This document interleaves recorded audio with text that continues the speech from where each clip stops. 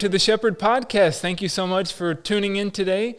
This is an opportunity to acquaint you with people at Shepherd of the Hills, maybe some people you've seen or some people you haven't seen. A lot of great stories here in our church, school, and childcare. Great people to get to know. And today is a face that many of you have seen. She is on church staff and usually all around during worship services in her role as Director of Welcoming Ministry. And so it's my joy to welcome to the podcast, Melody Smith. Thank you, Pastor Chris. Happy to be here. Now, Melody, you're usually the person on the other side of the camera, so how does it feel to be on this side of the camera today? It's weird. It's weird? It feels weird. No, it's different for sure, because usually I'm looking at numbers, where we are, where the volume is, and I can't see the numbers. I have no idea what's going on with the numbers right now. I'm just going to trust that they're fine. Yeah, okay. And we've done, 26, 27 podcast interviews, something like that? Yes, we have. So I've been in the interviewer seat, you've been the camera person, and so a little different today, but really glad to get to share with people who you are and a little bit about your story. But first of all, let's just share your role at the church, Director of Welcoming Ministry. People who come to services here probably see you around. What exactly does a Director of Welcoming Ministry do, particularly when services are going on? Yeah. During services, my main concern is two things, really: getting our attendance done right now. That's changed since COVID. And meeting and socializing with people. My job is, I feel like, to socialize in the morning. I want to meet our guests. If we have newcomers, I really try to spot them and introduce myself and get to know them.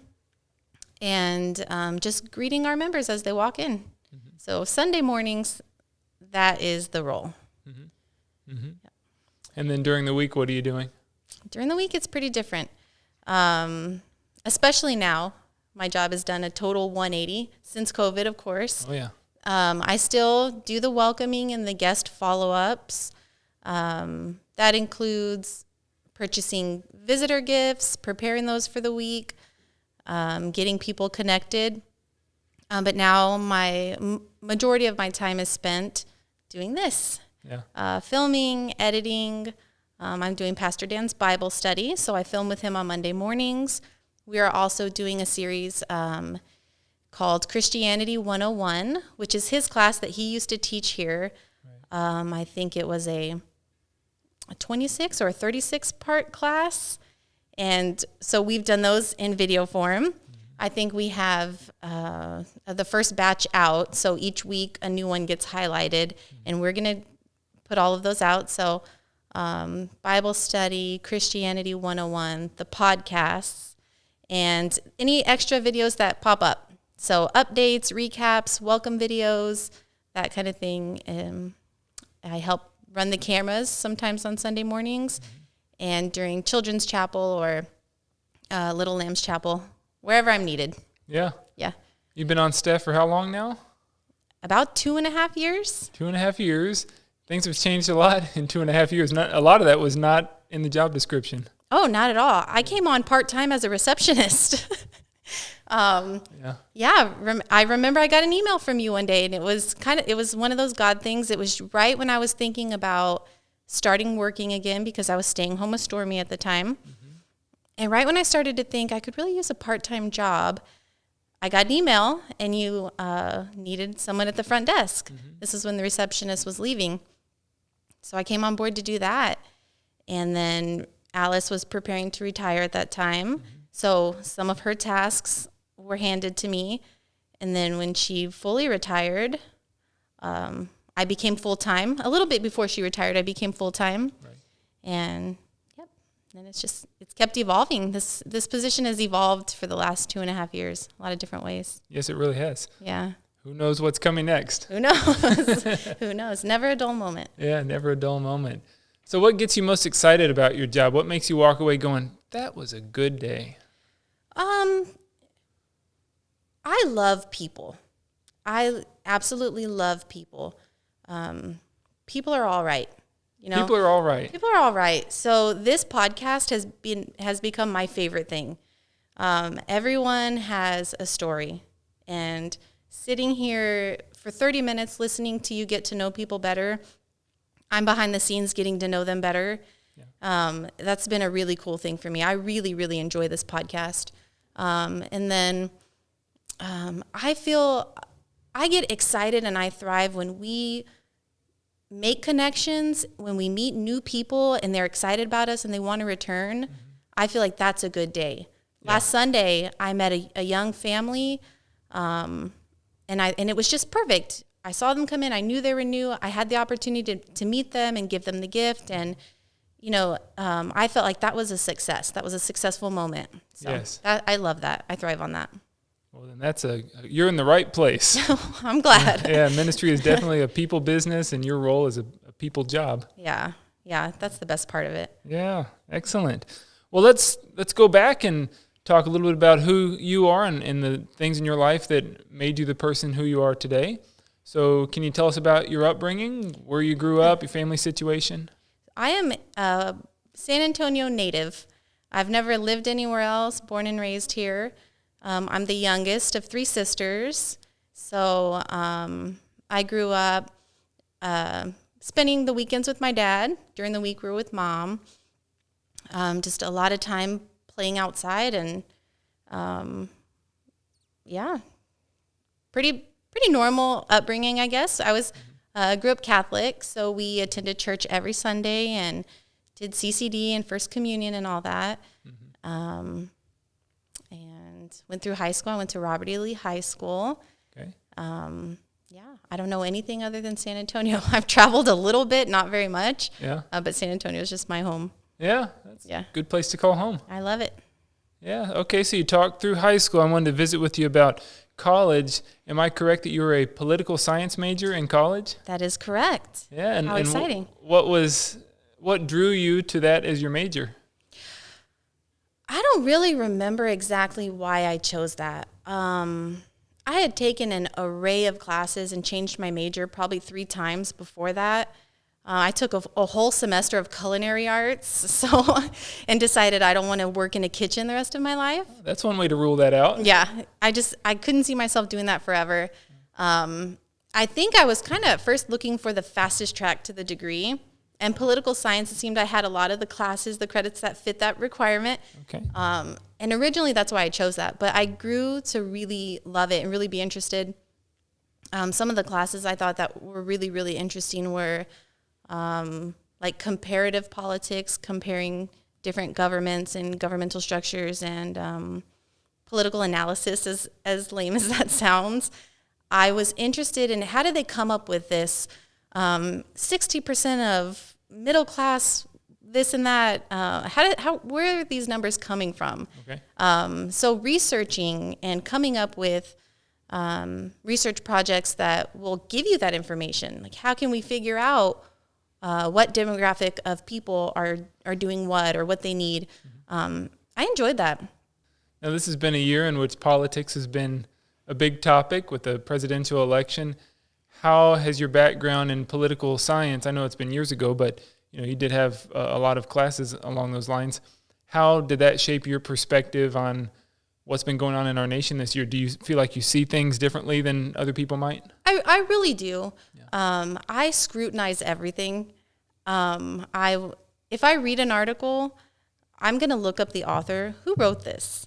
And what else do they write? And do they have a bias? Why are they trying to convince us of something? And I scrutinize everything to the point where it probably would annoy people if I talked about it too much. But I've also learned to not just, I think a lot of information is given to us in like sensational headlines or sound bites, and you can't learn much from that. You can respond emotionally to it, but you don't really learn a whole lot.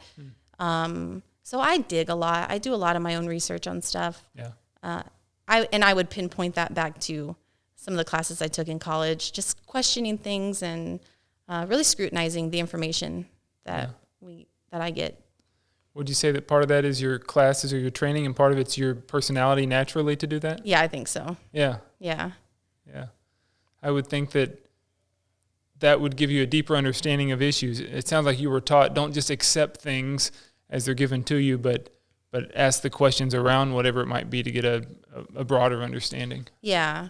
Sounds like a lot of the information we get today is actually reaction to something. It's all reaction.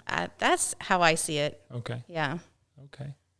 Interesting. We could probably go for a while on that topic. I love that stuff. Oh, okay. Well, let's talk a little bit more about Melody and about your faith journey. I think is a very interesting and unique faith journey. There was a time in your life where, would you say that you were not a Christian, or you had fallen away or lapsed in your faith? How would you characterize that time in your life? Yeah, that's a difficult one to define, because I would definitely say I went through a period when I was not a Christian. Really? I was decisively not a Christian. Anti-Christian. I really was. Really? I really was. But I remember, I think back to my childhood, and I was a believer. I remember praying, and I remember talking to God. Yeah. Even in high school, I remember I used to wear this necklace that had the Jesus fish on it and said Jesus in it. Mm-hmm. And it was a pretty big pendant, and I wore it all the time. I even wore it, I remember in a basketball photo one time we were all in uniform, and I had this big, and coach got after me after, because I guess, probably shouldn't do that. I guess it was pretty noticeable in the picture, but I never took it off. And yeah. I remember talking to God a lot in high school, and it was just in my mid-20s. I wasn't going to church. I really wasn't connected to a whole lot of Christians other than my family. My mother's a very strong believer and very faithful woman, and my aunt, and I have a lot of my grandpa. I have a lot of very good examples of faith in my family. But in my 20s, I was just a little disconnected from that. And I'm an inquiring person. I'm very inquisitive, and mm-hmm. I was curious, and I would read things and dig into things, and I would learn things that I was never exposed to as a child. There's other religions, and they're interesting and valid in their own way, and I just became really interested in very non-Christian philosophies during that time. And I really was lost, spiritually lost, but I was seeking and I was searching, and I really wanted to know, what's the truth? What's life about? Where do we come from? I think I sincerely wanted to know the truth. Uh-huh. But as the human heart is, I rejected anything Christian. I didn't read the Bible. I would read anything but the Bible at that time. In fact, it's interesting, an interesting story. I was at the job I worked at the time. I was out doing some promotional work, and we had this mobile showroom, and we had a trailer that had a generator up top, and you had to fill up gas, and I had to lift it up over my head and pour gas into this generator. And it really was probably not for a young girl. A guy should have been doing it. Well, this man drove by, an older gentleman in an old rusty truck, and he saw me struggling. And this is at the time that, again, I was just anything but Christian I was open to. Okay. Don't talk to me about Jesus. I didn't want to hear it. But anything else, I would find interesting. Well, he drove him and said, "Young lady, you're struggling. Can I help you?" And I said, "Well, actually, sir, I'm out of gas. My generator's about to run out, and I can't get it up there anyway." He said, "Okay, no problem." He took the gas can, went and filled it up, brought me back gas, filled up the generator, and I just thought, why is this stranger doing this for me? What a nice guy. Yeah. And then I thanked him, and I was very polite, and he had this old, totally beat up Bible in his dashboard. And it looked like it had been sitting in the sun for years and years, but he kept it right there in his dashboard. And he pulled it out and said, "Why don't you take this?" Why he decided I needed a Bible, I have no idea. And at first I turned it away. "Oh, no, thank you, sir. I was polite, but I don't want your Bible. Thank you." He insisted, "Just take it. Just take it." I said, "Okay." I took it because I was being polite. I put it away, and I put it on a shelf, and I forgot I had it.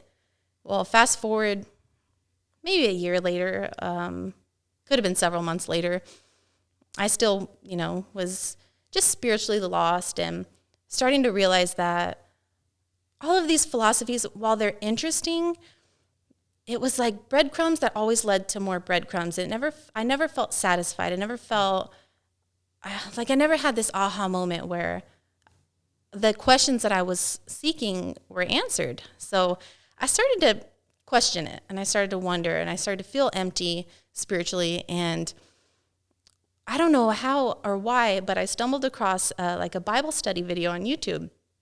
But what was interesting about this video is the guy was not only just studying the Bible, he was taking lies that the world tells and then countering it with the truth in the Bible. Okay. And I was like, believe it. Like, you could check off those lies off of a list. And I was thinking, yeah, I believe that. Yeah, like, it was very self-centered and really hard to describe now because it's been so many years that my entire worldview has taken an entire 180. So looking back is just weird, but he was just pointing out the truth in God's word. And in that moment, I described this the other day in our staff Bible study. That was such a defining moment for me because it was like, it hit me like a ton of bricks. And it was this weird moment of, oh my God, what have I done? I've actually turned my back on my Creator. I rejected forgiveness. I rejected Jesus. I felt afraid. I didn't read this in the Bible until later, but it says in the Bible, the fear of the Lord is the beginning of knowledge. I felt that fear, that I knew in that moment I deserved hell. I just knew it. But it's weird that simultaneously I knew that Jesus died for me and that I could actually be righteous because of him. And so that was just really cool. After that, everything changed. I feel like I purged. I got rid of books. I got rid of just different things in my life that were not what a Christian should be reading or watching. I carried my Bible everywhere with me, everywhere I went. I remember it was right before Halloween. It was actually in October of 2014 that happened. And I remember taking the kids trick-or-treating on Halloween, and I had just Wyatt at the time. We went with my sister and my nephews, and I took my Bible with me. And it just never left my side after that. I just couldn't get enough of God's word after that. I needed to know more. And this was 6 years ago? 6 years ago now. Yeah. Wow.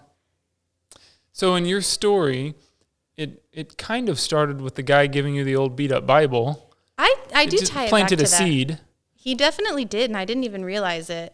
The reason I brought that up is because when I did have that aha moment, I thought, I need a Bible. I need God's word. And then I thought, oh, I don't have one. And then it hit me. Oh, yeah, I had that Bible. I had the Bible that gentleman gave me. It was up on my shelf, and it was beat up. But he had highlighted stuff in there, and that was really cool because I could say, well, if this guy thought it was important, maybe it's important. And I would read, and a lot of it was Romans. I camped out in Romans for a good while. So I would say that the scriptures in Romans, that shaped a lot of the way I started to think about my faith, and it did shape a lot of the way that I think. But yeah, I had that Bible. Where is the Bible now? I have it. I still have it. I don't use it. I don't touch it because it's so frail. Yeah, it might just fall apart in your hands. It will, yeah. I'm pretty sure the cover fell off. But I used that for a good while until I bought another Bible that I then highlighted in and made that one my own. And then you said it was the YouTube video when things really clicked? Yeah. So I'm just connecting some dots here. The videos that we're creating here, we put up on YouTube. You have seen that a YouTube video can change somebody's life. It can. Or change somebody's eternity. Not the YouTube video, but the gospel message within it. And so this is giving me a little more insight into why these videos may be important to you, because in your life, it was a video on YouTube that God used to turn things around. That's true. I hadn't really thought of that either. I kind of brought full circle. Now I'm putting YouTube videos out or helping to put them out. But it's the message of the gospel, and it can be in a video, it can be in church on Sunday, or it can be a stranger in a parking lot giving you a hand. God can work through that for sure. Do you feel that you can relate to unbelievers better because you had that season in your life and you can see things from their perspective? Absolutely. Yeah. Without a doubt. I literally can relate to exactly what, if if someone's questioning Christianity or whatever doubts they may have, I've been there. I completely understand it. What I might say is, of the two of us, I've been on both sides. So maybe give it a shot, just open your mind. I think at that time, I thought of myself as this open-minded person, but I really wasn't. I was closed-minded to certain things and open-minded to what I wanted to hear. Okay. But I really thought of myself as being an open-minded person. So if someone is rejecting Christianity now, I would say just challenge yourself to be open-minded to it and see where it leads you, What are some of the biggest mistakes you think Christians make in reaching out to non-Christian friends? Are there things that they say or assumptions that you think Christians make that really do more harm than good in relating to unbelievers? I didn't prep you with that question. No, you didn't. That's a good question, though, because I think back, I thought Christians were judgmental. I assumed that they were going to shame you or just be, but I don't run into people like that. Yeah. And I really didn't then either. I don't know why I had such a strong concept of that. And I think people in general think that about Christians maybe. And maybe some Christians are, or some people profess to be a Christian, but they're really harsh and judgmental. And maybe that's what gets highlighted or that's what stands out in our mind. But that's not the average Christian, I find Christians now to be very loving and very welcoming and very open. I've been coming to this church for years, and I've not seen one instance where someone's been rejected or judged or turned away. We embrace people. Yeah. It's as if Christians truly do display the fruit of the Spirit, just like God's Word tells us. Yep. I can agree with that for sure. I think that's a great line to use with people, though. You've been on both sides of it, so you can... Yeah. It's hard to argue with somebody's experience. Yeah, that's true. Yeah. An eyewitness testimony is, I think, very powerful. I've been there. It is. I get it. I do. And I do understand why people are, I guess, intrigued or enticed by other kind of worldly views, because that's deception. I mean, that's what deception is. If it wasn't intriguing, then we would all be Christian, or it'd be easy for everybody to just have faith. But I think the enemy is really crafty, and temptation and deception can almost be customized for different people. Oh, sure. For me, because I am very inquisitive and kind of just a curious person, that was just the perfect road that I would have gone down. And it's like, I'm not surprised at all that I did that. I know myself, and I don't think God was surprised that I did that at all. But he loves me, and, thank God I did hear the truth when I did. Absolutely. Yeah. And think about all the lives that you're having a positive impact on for the sake of Christ, because God did that thing in your life. If I can have a positive impact on one person, I'm satisfied. I'm happy. Absolutely. Well, let's talk a little bit more about the way that God has made you and the gifts he's given to you and the things that you enjoy doing. So in addition to what you do at the church, some other gifts that God has given to you are artistic in terms of photography and painting as well. Can you tell us about those things? Yeah. I love being creative. That's one of the things I get to enjoy in this job too, is a lot of the work I do is creative work. Absolutely love it. In my spare time, I do, I've done professional photography, but I take a lot of pictures of my kids and my dog. So that's a fun thing for me. I like to do nature photography. Right. If I'm ever out, somewhere pretty, a beach or something, I'll have my camera and try to get some good shots of birds or waves. And I love to paint. I started painting in high school. Kind of funny. Our high school art teacher was like your classic high school art teacher. It was real funny and kind of laid back. And I remember one time I was painting, and I'd never painted before. And he came by and kind of started laughing. He said, did you know you could paint? And I was like, no, I really don't think it's good. And he went and got me an easel because, we were all using the table. And he was the first person, I think, to really encourage me to paint. So he got me an easel and got me set up and always encouraged me to play with art and pursue that. And then I just throughout the years kind of practiced more and more. I would say since I met Mickey, I've become really inspired. And you introduced me to Mickey, so thank you for that. But she is I can honestly say my number one artistic inspiration. Yeah. She's very organized, like very structured about her. Yep. And for me right now, it's like I do it when I can. Yeah. I would love to be more like that. She really inspires me. When I first talked to her about art, she oil paints. I paint in oil also. She's so generous, and she sent me Jack's book. And it's like little pearls of wisdom that he learned over decades of an art career. Uh-huh. And he wrote it all in one book. And when she first sent it to me, I read it twice in a row. And I got really inspired and started painting a lot. So I actually probably need to go back and read it again so I can get inspired to paint some more. But that's something I do for fun. But also I've been blessed that I've been able to sell some work. Yeah. So it's been a little side money here and there too. So it's very good. I thought of a fun question going back to photography. So what things about other people's photos drive you crazy? Like crooked horizons, or are there things when you look at someone's photo and think, oh, how did you take a picture that way? Yes, angles. I think if I could give 2 tips to people to improve their photography, it would be angle and lighting. Because really, I read in a book once, your subject is light. Yes. You're really photographing the light, and that's night and day. And I've seen people pay for work that the lighting is just off for me. That's my number one, is getting the lighting right. Yeah. Yeah. I remember you saying that before, that you're really taking pictures of light. Yeah. Yeah. Yeah. Right. Well, tell us a little bit about your family. All right. In my household is my 9-year-old, Wyatt. Wyatt is just the most fantastic little boy. I love him so much.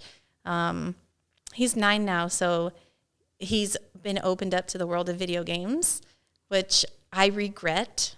I wish I'd waited another year, because I feel like so much time is lost. I could be spending time with him, and he wants to be on video games. But I get it, and I did it because of COVID, really. He was sort of separated from his friends for a while, and he gets on there, and he's instantly talking to his friends, and they're being competitive, and I'm okay with that. It's a good thing, I think, within limits. And then Stormy, who's 3, who was named appropriately. She's a firecracker. She's just Stormy. She is, yeah. And then we have our 6-year-old dog, Roscoe, who's a lab mix, best dog in the world.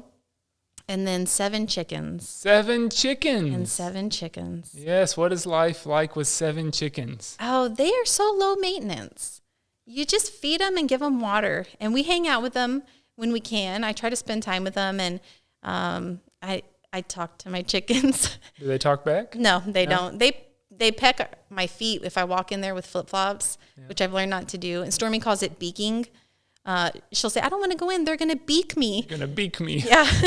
Which makes sense. Yeah. But yeah, I do try to talk to them because I want them to know me, and eventually I would like for them to be able to roam. Right now I'm afraid to let them out of the coop, but eventually I'd like for them to roam and then come back when they need to come back. But I need them to get to know me better. They need to know my voice. But we've raised them since they were chicks. And that's been really fun. Yeah. Now you've had some adventures with the chickens. When they've gotten out or something? We've had some chicken adventures, yes. Yeah? Can you share a chicken adventure with us? Well, what's our latest chicken adventure? This is kind of a sad chicken adventure. We went from 10 to 7 in a matter of 3 days. Yeah, it was really sad. But we've stayed with 7 for a little over a month now, and I feel like this is our flock, these 7 chickens right here. But one got sick, and I'm a little attached to these because we got them when they were a day old, Yeah. One got sick and died within 24 hours, and then just this mysterious sickness. And then the others were fine, thankfully. One vanished without a trace out of a pretty secure coop. No sign of struggle, no feathers, vanished. I don't know what got that bird. And then the next day, one vanished, but there were some traces of struggle. There were feathers and not pretty sight. So I knew an animal got that one. Yeah. I don't know what happened to the second one, but anyway, we've had these 7 birds that are doing well. Do they have names? Every single one of them has a name. And what are their names? Well, Taylor Swift is one of the birds. Chevy, Princess Jasmine, Elsa, Anna. It's funny, we got 5 of one breed and 5 of another. We got, it's escaping me now, Rhode Island Reds. And then the other one are these barred Plymouth Rock, which are really pretty, like black and white striped. Okay. All 3 that died were the barred Plymouth Rock, and they were my favorite. They were really pretty and really sweet. Princess Consuela, rest in peace, was my best chicken. She was the one that I would have considered the pet because she cared about me. The other ones don't care about me at all. And I guess an animal got Princess Consuela. It's kind of sad. Oh. Yeah. Did we get all 7 names in there? I can't remember all of them. It's I know okay. Anna, Elsa, we've got Princess Jasmine, Chevy. There's 3 more that are just escaping me. We can plug them into the description underneath the video. I will do that. Okay. Definitely. All right. I was just wondering if it was like the 7 dwarfs, if you just went, but it wasn't the 7 originally. And it's hard to tell really which ones died because some of them look pretty similar. It's hard to tell them all apart. Okay. Totally new for me. I haven't raised chickens before, so I'm glad we went there. Yeah. It's new for me too, but it's really fun. Yeah. You get eggs? We will get eggs. That's the goal. That's why I have them. They have to be about 6 months old before they start laying, and they are 3 months now. Mm-hmm. So in about 3 months, we should have some eggs. Mm-hmm. Yep. All right. That'll be great. So at this point in the podcast, as we are coming toward our close, how does it feel to have been on this side of the camera? I really forgot the camera. I hope the camera is still rolling. So if it's not, then at least you're probably hearing this. I forgot about it. Yeah, I'm used to talking to you, so hopefully I haven't just said a bunch of stuff you already knew. Hopefully. No, lots of new stuff. And for our audience, there many things that they'll be able to pick up on and say, that was really interesting. Okay. Yeah. I hope so. And that's how these things usually go, too, at least from my perspective, is you get to talking to somebody and you forget that there's a camera on you because you're just immersed in the person's story. Yeah. Yeah. Good. Yeah, I've enjoyed it. All right. Well, we've done it. Been looking forward to doing this one. I think we covered everything that was on my list. Is there anything else that I didn't ask that I should have asked? I don't think so. Very good. Thank you so much for joining us for this podcast. You learned many things about Melody, including the chickens. And we'll look forward to next time. She'll be back on the other side of the camera, and we'll have another great guest here. All of our guests have been fantastic, and I'm really glad we got to do this one today.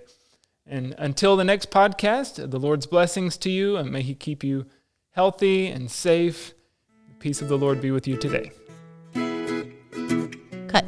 Cut. All right. That was fun.